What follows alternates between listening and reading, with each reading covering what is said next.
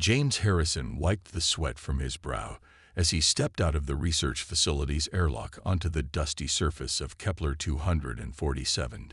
The three suns overhead cast multiple shadows across the barren landscape, their combined heat making Earth's deserts feel like a cool spring day. As Earth's leading expert in water conservation technology, he'd seen his share of drought-stricken regions, but nothing compared to this.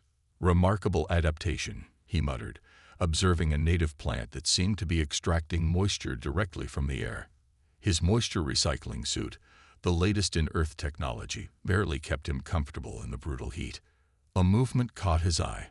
A tall, slender figure with iridescent blue skin approaching from the direction of the alien settlement. The Keplerians were known for their incredible biological efficiency in water usage, which was precisely why the Earth Coalition had sent him here to study their methods. The figure resolved into a female Keplerian, her movements graceful despite the harsh conditions. James recognized her from the briefing files. Xena, the settlement's head hydrobiologist. Her large, silver eyes studied him with unconcealed curiosity as she approached. "Welcome to Kepler 247, Dr. Harrison," she said, her translator converting her melodic language into English. "I trust your journey was adequately hydrated." James smiled at the very Keplerian greeting. "Thank you, Dr. Xena. Yes, the Earth vessel's water recycling systems functioned perfectly." Xena's facial ridges shifted in what he'd learned was their equivalent of a frown. "Your species' relationship with water remains puzzling to us. You treat it so, casually." Before James could respond, his suit's cooling system activated with a soft whir, releasing a fine mist to maintain his body temperature. Xena's eyes widened in shock. "You're dispersing water into the atmosphere." Deliberately. Her voice carried a mix of horror and fascination. "It's a closed system," James explained quickly. "The suit recaptures and recycles the moisture. Nothing is wasted." Xena moved closer, her silver eyes fixed on the barely visible mist. "Fascinating. Though our people would consider even the temporary release of water molecules to the atmosphere to be wasteful."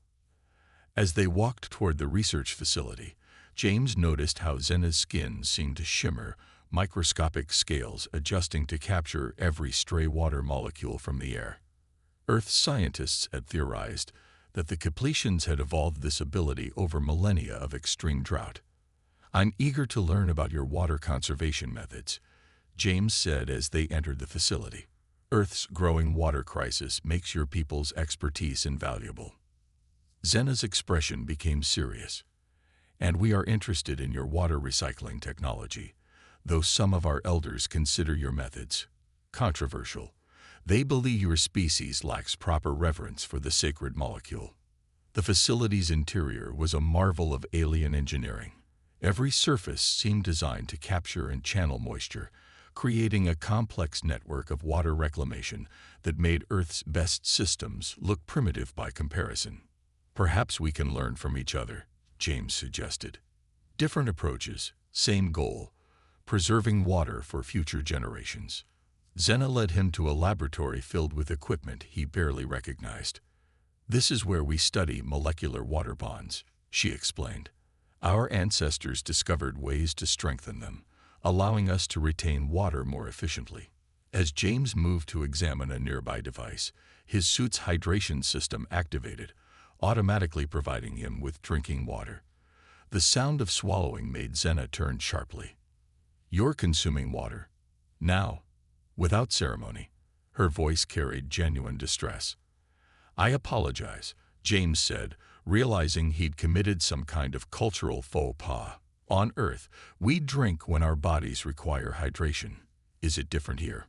"Water consumption is sacred," Xena explained, her tone suggesting she was trying to be patient with what she clearly considered barbaric behavior. "It occurs at designated times, with proper rituals to honor the molecule's sacrifice." James nodded, making a mental note. He'd known this assignment would involve cultural challenges, but he hadn't expected something as basic as drinking water to be such a point of contention. Still, As he watched Xena efficiently operate her equipment, her movements wasting not a single drop of precious moisture, he couldn't help but admire her people's dedication to conservation.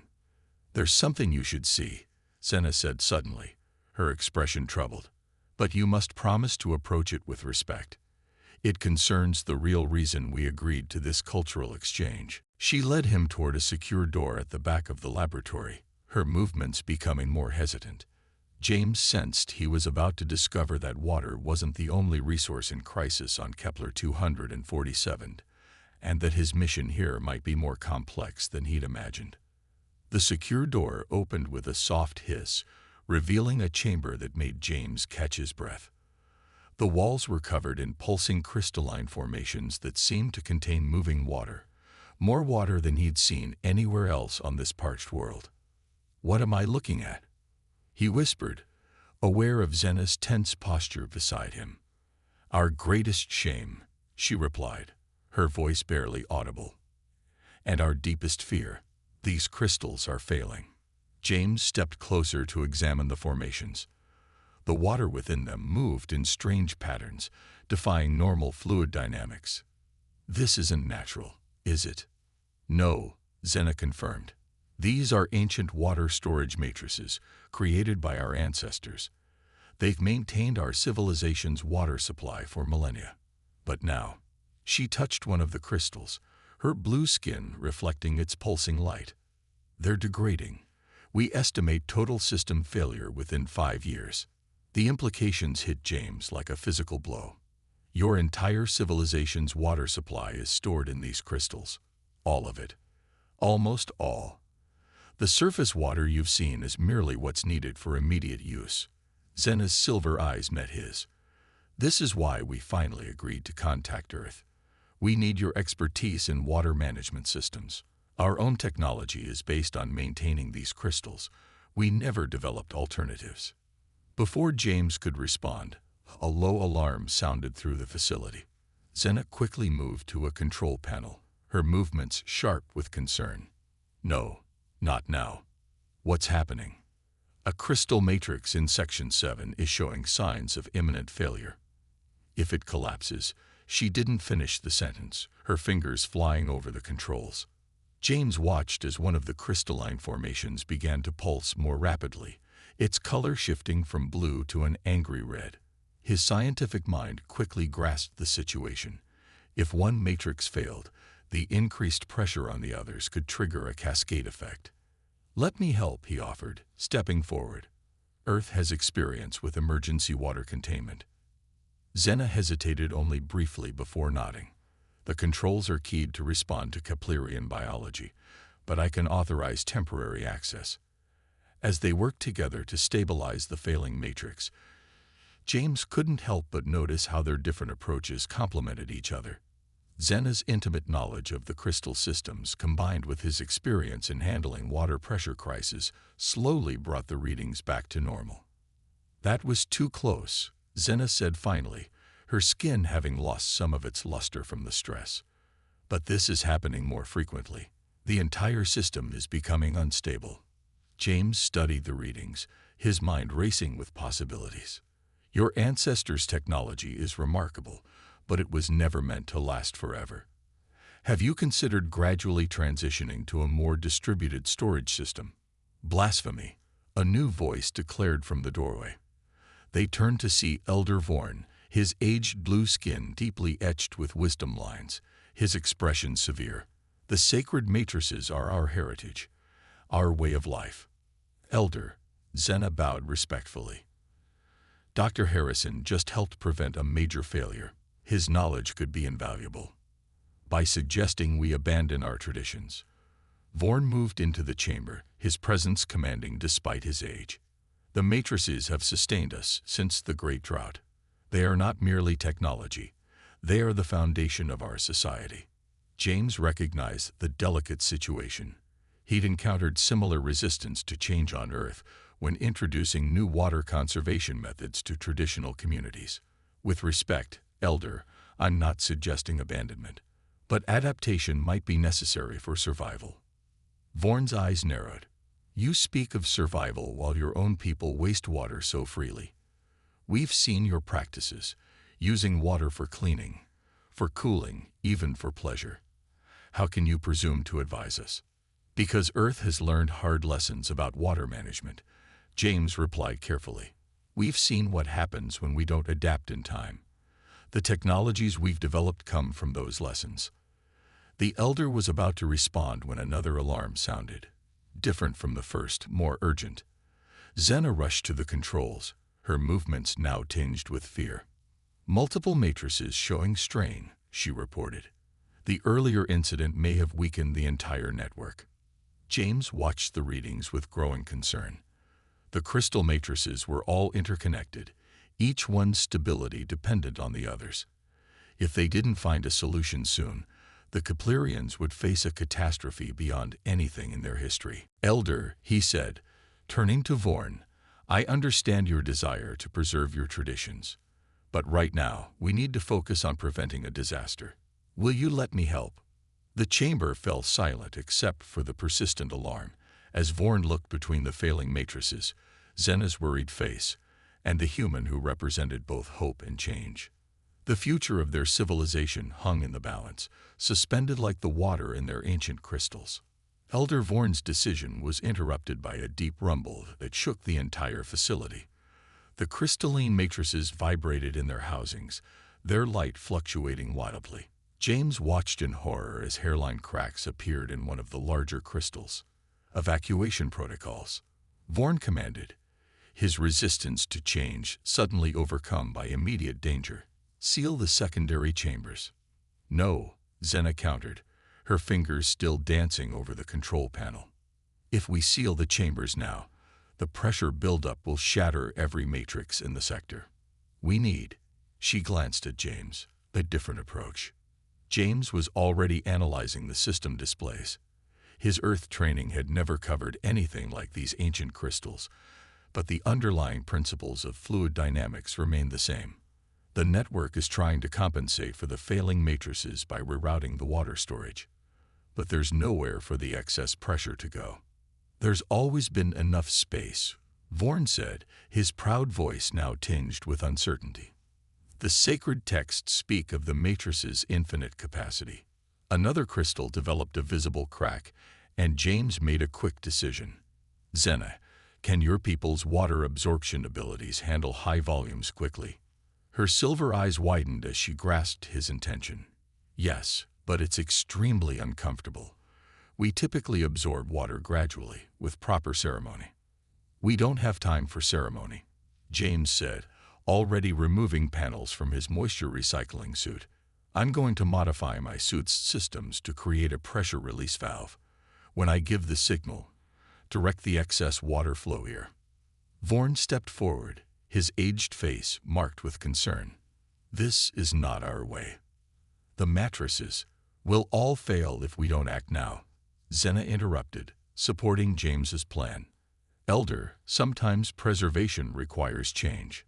Working quickly, James reconfigured his suit's moisture recycling system, expanding its capacity and reversing the flow direction. Earth technology might seem wasteful to the Keplerians, but its flexibility could now save them. Ready, he announced, connecting the modified system to the matrix network. Xena, can you create a controlled channel between the failing matrices and this point? She nodded, her skin already beginning to shimmer in anticipation of emergency water absorption. The transfer will be dangerous. If your Earth technology fails, it won't, James assured her, though privately he knew they were attempting something unprecedented. Elder Vorn, we could use your experience to help regulate the flow. The old Keplerian hesitated only briefly before moving to join them. Whatever his misgivings about outside influence, his people's survival took precedence. On my mark, James said, watching the pressure readings climb to critical levels. 3, 2, 1. Now. The modified release valve activated with a high-pitched whine. Water, precious water, began flowing from the stressed matrices through James's jury-rigged system. Xena's skin rippled as she absorbed the excess, her natural abilities pushed to their limits. Elder, She gasped between absorptions. The emergency storage chambers in the lower levels. Can they be activated? Vorn's hands shook slightly as he accessed ancient controls. They have not been used since the time of founding. The protocols. Another crystal cracked, and James made a split-second decision. He disconnected the safety regulators from his suit's system, dramatically increasing its capacity. The risk of catastrophic failure rose significantly, but they needed every advantage. The protocols, he said firmly, were written by your ancestors to preserve life. That's what we're doing now, just differently than they imagined. Something in his words seemed to reach Vorn. The elder's fingers moved decisively across the controls, and deep beneath them, ancient machinery groaned to life. Emergency chambers responding, Zena reported, her voice trained but hopeful. Redirecting flow now. The next few minutes were intense as they worked to stabilize the system. James's modified suit threatened to overload several times, while Zena pushed her biological absorption abilities far beyond normal limits. Vorn's knowledge of the ancient systems proved invaluable as they established new flow patterns that bypassed the most damaged matrices. Finally, the alarm tones began to quiet. The crystal matrices, while still damaged, had stabilized. The immediate crisis had passed, but James knew they had only bought time. Zena's skin was now a deeper, almost purple-blue from the enormous amount of water she had absorbed. That was unpleasant. She managed, her usual grace somewhat compromised by her saturated state. But effective, James pointed out, already examining the matrices for signs of further deterioration. Though we need a more permanent solution, these crystals are going to keep failing. Vorn had been silent for several moments, studying the modified Earth technology that had helped save his people's water supply. Perhaps, he said slowly, it is time to consider that our ancestors left us the matrices not just as a solution, but as a challenge. Both James and Zena turned to look at him, surprised by this shift in perspective. A challenge? Zena asked. To preserve not just water, but wisdom, Vorn explained. To recognize when tradition must flow like water itself, adapting to new channels while maintaining its essential nature. In the days following the crisis, the research facility became a hub of unprecedented collaboration. James watched with fascination as Zena meticulously documented the crystal matrice's structure at a molecular level, her natural affinity for water allowing her to sense patterns his instruments couldn't detect. These aren't just storage devices, she announced one morning, her silver eyes bright with discovery. They're alive, or at least, they were designed to grow and adapt like living organisms. James looked up from where he was analyzing data from his modified suit's interactions with the matrices. That would explain why they're failing now. Living things have natural lifespans. Precisely, Zena agreed, her skin shimming with excitement. Our ancestors didn't create eternal storage vessels. They created a symbiotic system meant to evolve with our people. Elder Vorn, who had become a surprising advocate for their research since the crisis, entered the chamber carrying ancient scrolls. I found references to something called the renewal cycle in our earliest texts. It was meant to occur every 1,000 years. But your people forgot, James said carefully, not wanting to sound accusatory. The matrices became sacred objects rather than living technology. We preserved when we should have nurtured, Vorn acknowledged, his aged features softening. Perhaps that is why the universe sent us you, with your strange human ways. James smiled at that. The past few days had shown him just how much both cultures could learn from each other. His own perspective on water conservation had been transformed by understanding the Keplerians' deep spiritual connection to every drop. Look at this, Zena called them over to her display. The molecular structure of the matrices. It's not unlike the composition of James's suit filtration system, just organized differently. James studied the comparison with growing excitement. The principles are similar. My suit uses synthetic materials to mimic natural water retention processes. Your ancestors created crystals that mimic biological ones. Then perhaps, Vorn suggested, The solution lies in combining both approaches. The next weeks were filled with intense experimentation. They discovered that the modified Earth technology could provide a framework for new crystal growth, while Keplerian biological absorption techniques could stabilize the formation process. It was delicate work, requiring perfect balance between innovation and tradition. "It's working," Zena breathed one evening, watching as a new test crystal gradually formed in their experimental chamber. Its structure was different from the ancient matrices, more resilient, more adaptable, but still maintaining the essential qualities that made it compatible with Keplerian biology. James nodded, equally amazed. "The real challenge will be scaling up. We need to create enough new matrices to gradually transfer the water from the failing ones, and convince our people to accept them," Vorn added, though his tone was more thoughtful than worried. "Though perhaps that will not be as difficult as I once feared.